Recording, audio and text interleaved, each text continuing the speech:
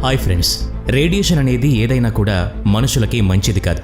ఒకవేళ మీరు ఎక్కువ మొత్తంలో రేడియేషన్కి ఎక్స్పోజర్ అయితే మీకు క్యాన్సర్ లాంటి డిసీజెస్ వచ్చే అవకాశం ఎక్కువగా ఉంటుంది. ఆ తర్వాత చనిపోయే ప్రమాదం కూడా ఉంటుంది. మన ఇండియాలో సాధారణంగా ఏ ప్లేస్లో అయినా అంత ఎక్కువగా రేడియేషన్ లేదు. అలాగే మ్యాక్సిమం రేడియేషన్ మనం వాడే appliances like mobile phones, wifi router లాంటి వాటి వల్ల రేడియేషన్ రిలీజ్ అవుతుంది. అయితే ప్రస్తుతం ఇండియాలో ఉన్న రేడియేషన్ క్వాంటిటీ వల్ల మనకు ఎలాంటి స్పెషల్ సూట్ కూడా వేసుకోవాల్సిన అవసరం లేదు. కానీ అందరూ మనలా అదృష్టవంతులు అవ్వలేరు.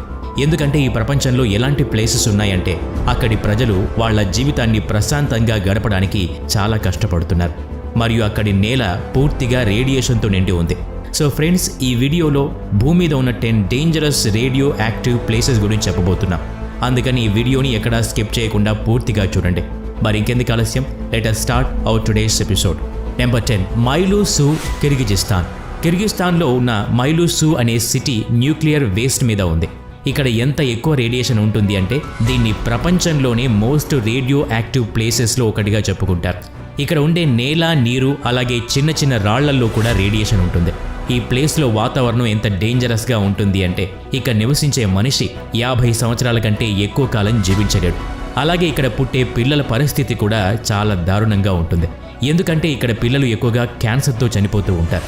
అయితే వీటన్నిటికీ కారణం రేడియేషన్ అని మనందరికీ బాగా తెలుసు. ఈ ప్లేస్లో ఇలాంటి వాతావరణం ఉండడం వల్ల చాలామంది ఇక్కడ నుంచి మైగ్రేట్ అవ్వడానికి ప్రయత్నిస్తూ ఉంటారు. కానీ పాపం అక్కడ నివసించే వాళ్ళ ఆర్థిక పరిస్థితి బాగోలేకపోవడం వల్ల వాళ్ళు ఆ ఊరిని, ఇల్లుని వదిలి వెళ్ళలేకపోతున్నారు. Number 9, Seversk, Russia. Russia country ఎంత బ్యూటిఫుల్గా ఉంటుంది, ఎంత పెద్దగా ఉంటుంది అని మనలో చాలామందికి తెలుసు. అయితే ఇలాంటి దేశంలో సెవరస్క్ లాంటి ప్లేస్ ఉంది అని మనలో చాలామంది కూడా తెలిసి ఉండకపోవచ్చు. అయితే ఇది ఎలాంటి ప్లేస్ అంటే ఇక 1950లో రష్యన్ గవర్నమెంట్ న్యూక్లియర్ వెపన్స్ని టెస్ట్ చేయడం జరిగింది. అలాగే న్యూక్లియర్ వెపన్స్ని కూడా ఇక్కడే తయారు చేసేవారు. అలా అక్కడ పని పూర్తయిన తర్వాత రష్యన్ గవర్నమెంట్ ఈ ప్లేస్ గురించి అస్సలు పట్టించుకోవటం మానేసింది. అందువల్ల అక్కడ రేడియేషన్ విపరీతంగా పెరగటం వల్ల ఇక్కడి ప్రజలు ఎన్నో ఇబ్బందులు ఎదుర్కొంటున్నారు. అంతేకాకుండా ఇక్కడ ఉన్న ఓబ్ రివర్ కూడా పూర్తిగా రేడియేషన్తో నిండిపోయింది. అలాగే ఈ రివర్ సైబీరియాలోనే అత్యంత ముఖ్యమైనది. అందువల్ల ఇక్కడి పరిస్థితులు ఎప్పటికీ కూడా బాగుపడటం లేదు. ఇక్కడ నివసించే ప్రజలు నిస్సహాయంగా ఉండిపోయారు. ఇది నిజంగా రష్యన్ గవర్నమెంట్కి సిగ్గుచేటనే చెప్పొచ్చు. Number 8, the Hanford site. మనందరికీ ఒక ఆటం బాంబ్ పేలితే ఎంత విధ్వంసం జరుగుతుందో అని బాగా తెలుసు. ఈ ప్రపంచంలో మొట్టమొదటి ఆటం బాంబ్ చేస్తున్నప్పుడు దీంట్లో ప్లూటోనియం ఎలిమెంట్ను కూడా మిక్స్ చేయడం జరిగింది. అందువల్ల ఈ బాంబ్ యొక్క కెపాసిటీ పెరిగి ఇంకా విధ్వంసాన్ని సృష్టించే విధంగా తయారైంది. ఆటం బాంబ్ని ఇంత డేంజరస్గా మార్చే ప్లూటోనియం ఎలిమెంట్ ఈ హ్యాన్ఫోర్డ్ సైట్లోనే లభిస్తూ ఉండేది. అందువల్ల మ్యాక్సిమం న్యూక్లియర్ వెపన్స్ ఈ ప్లేస్లోనే తయారు చేస్తూ ఉండేవారు. ఎందుకంటే ఈ ప్లేస్లోనే వెపన్స్ తయారు చేయడం వల్ల ట్రాన్స్పోర్టేషన్ కాస్ట్, అలాగే చాలా సమయం కూడా సేవ్ అవుతుంది. ఒక న్యూక్లియర్ బాంబ్ వల్ల ఎంత రేడియేషన్ రిలీజ్ అవుతుంది అంటే మనం ఇమాజిన్ కూడా చేయలేం. అయితే ఈ ప్లేస్లో వెపన్స్ని తయారు చేసిన తర్వాత మిగిలే రేడియో యాక్టివ్ వేస్ట్ని అక్కడే చిన్న చిన్న గుంటలు తవ్వి పూడ్చిపెట్టేవారు. అందువల్ల ఈ ప్లేసెస్ ఒక నరకానికి ప్రతిరూపంలా తయారైంది. ఈ ప్లేస్లో ఎవరైనా ఎక్కువసేపు ఉండటం అంత మంచిది కాదని చెప్పాలి. Number 7, Mayak, Russia. రష్యాలో ఉన్న ఈ సిటీలో 1957లో ఎలాంటి సంఘటన జరిగిందంటే దానివల్ల మయాక్ సిటీ రేడియేషన్ ఉన్న ప్లేస్గా మారాల్సి వచ్చింది. 1957లో ఈ ప్లేస్లో న్యూక్లియర్ వెపన్స్ ప్రొడక్షన్ చాలా ఎక్కువ స్పీడ్గా జరుగుతూ ఉంది. అయితే అక్కడ న్యూక్లియర్ వేస్ట్ని మాత్రం చాలా జాగ్రత్తగా హ్యాండిల్ చేయాల్సి ఉంటుంది. ఇక్కడ ఒకరోజు ఎలాంటి ఘటన చోటు చేసుకుంది అంటే న్యూక్లియర్ వేస్ట్తో నిండి ఉన్న ఒక ట్యాంక్ సడన్గా బ్లాస్ట్ అయింది. ఈ న్యూక్లియర్ వేస్ట్ ఉన్న ట్యాంక్ ఒక న్యూక్లియర్ వెపన్ కంటే తక్కువేమీ కాదు. అయితే ఆ ట్యాంక్ పేరటం వల్ల చాలా రేడియేషన్ రిలీజ్ అయి అక్కడి వాతావరణంలో కలిసిపోయింది. అలా ఆ ప్లేస్ అంతా పూర్తిగా రేడియేషన్తో పొల్యూట్ అయిపోయింది. అయినా కూడా ఇప్పటికీ కొందరు ప్రజలు ఇక్కడ ఇళ్ళు కట్టుకొని జీవనం కొనసాగిస్తున్నారు. Number 6, Puerco river. ఈ river Church Rock uranium mill దగ్గర ఉంది. ఈ రివర్లో ఉండే రేడియేషన్ గురించి ఇప్పటికే మీకు తెలిసి ఉంటుంది. కానీ ఒకప్పుడు ఈ రివర్లో అంత ఎక్కువ రేడియేషన్ ఉండేది కాదు. ఎందుకంటే ఒకానొక రోజు పొరపాటున ఆ మిల్లో వర్క్ చేసే వ్యక్తి కొంచెం యురేనియం వేస్ట్ని ఈ రివర్లో కలిపేశాడు. అందువల్ల ఈ రివర్ రేడియేషన్తో పూర్తిగా కాలుష్యం అయిపోయింది. అలా ఆ రివర్ చుట్టుపక్కల జీవించే ప్రజలు ఈ నీటిని యూజ్ చేసి అనారోగ్యం పాలయ్యేవారు. ఈ విషయం తెలుసుకున్న అక్కడి గవర్నమెంట్ ఈ రివర్ని చాలా వరకు క్లీన్ చేయించింది. కానీ రేడియేషన్ని పూర్తిగా రిమూవ్ చేయటం అనేది ఇంపాసిబుల్ అవుతుంది. అందువల్ల ఈ రివర్ని అలా వదిలేయడం తప్ప ఇంకేం చేయలేని పరిస్థితి. Number 5 సెల్లాఫీల్డ్, United Kingdom. 1957 అనేది న్యూక్లియర్ యాక్సిడెంట్స్ విషయంలో చాలా గుర్తింపు సంపాదించింది. ఎందుకంటే అదే సంవత్సరం రష్యాలో మయాక్ సిటీలో ఒక భయానకమైన బ్లాస్ట్ జరిగింది. దీంతో పాటు ద గ్రేట్ బ్రిటన్లో ఉన్న న్యూక్లియర్ పవర్ హౌస్లో కూడా ఫైర్ యాక్సిడెంట్ జరిగింది. ఆ ఫైర్ ఎంత డేంజరస్ అంటే పూర్తిగా 3 రోజుల వరకు మండుతూనే ఉంది. అలా ఆ తర్వాత మంటల్ని కంట్రోల్ చేయగలిగారు. రిపోర్ట్స్ ప్రకారం ఈ ఘటన వల్ల ఎవరూ కూడా చనిపోలేదని గవర్నమెంట్ చెప్పింది. కానీ ఇంత పెద్ద విధ్వంసం జరిగిన తర్వాత కూడా ఒక్కరూ చనిపోలేదు అంటే ఎవ్వరూ కూడా నమ్మలేదు.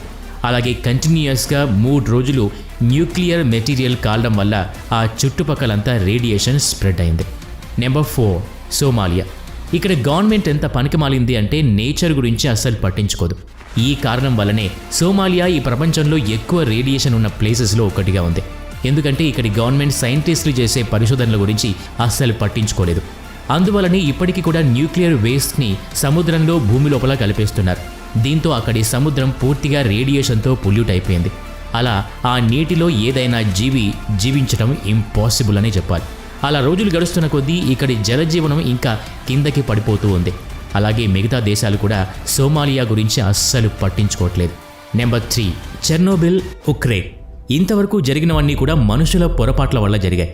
అయితే చెర్నోబిల్లో జరిగిన దాని గురించి తెలిస్తే ఖచ్చితంగా ఆశ్చర్యపోతారు. అసలు ఏం జరిగింది అంటే ఈ చెర్నోబిల్లో ఒక పూర్తి న్యూక్లియర్ రియాక్టర్ బ్లాస్ట్ అయిపోయింది. దాంతో దీని ప్రభావం ఎంత ఎక్కువగా ఉండింది అంటే సగం యూరోప్లో ఈ రేడియేషన్ స్ప్రెడ్ అయింది. ఆ సమయంలో చెర్నోబిల్లో జీవనం ఉండడం అనేది అసంభవం అని చెప్పాలి.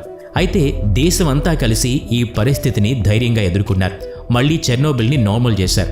అయితే ప్రస్తుతం ఈ చెర్నోబిల్ ఒక టూరిస్ట్ ప్లేస్లా ఉంది. చెర్నోబిల్ టూరిస్ట్ ప్లేస్ అయినప్పటికీ ఇక్కడ పూర్తిగా రేడియేషన్ అనేది పోలేదు. కొన్ని సెలెక్టెడ్ ప్లేసెస్లో అయితే ఇప్పటికీ కూడా సేఫ్టీ రూల్స్ ఫాలో అవ్వాల్సిందే. Number 2 Semipalatinsk test site, Kyrgyzstan. కేవలం 2 ఆటమ్ బాంబ్స్ పట్టడం వల్ల హిరోషిమా, నాగసాకిలు పూర్తిగా ధ్వంసమయ్యాయి. ఒకవేళ ఒకే ప్లేస్లో 456 న్యూక్లియర్ బాంబ్స్ పడుంటే అక్కడి పరిస్థితి ఎంత భయంకరంగా మరియు ఎంత భయానకంగా ఉంటుందో మీరే ఇమాజిన్ చేయండి. ఈ సెమీ పాలాటింగ్స్ టెస్ట్ సెంటర్లో Russia government nuclear bombs testing కోసం ఏకంగా 456 న్యూక్లియర్ బాంబ్స్ని ప్రయోగించింది. అయితే అక్కడ నివసించిన ఒక ఓల్డ్ మ్యాన్ ఏం చెప్పాడు అంటే ఇప్పటికీ కూడా మష్రూమ్స్లా ఉండే ఆ మేఘాల్ని మర్చిపోలేను అని. ఆ సంఘటన జరిగిన తర్వాత ఆ ఓల్డ్ మ్యాన్కి చాలా రోజుల వరకు నిద్ర పట్టలేదు.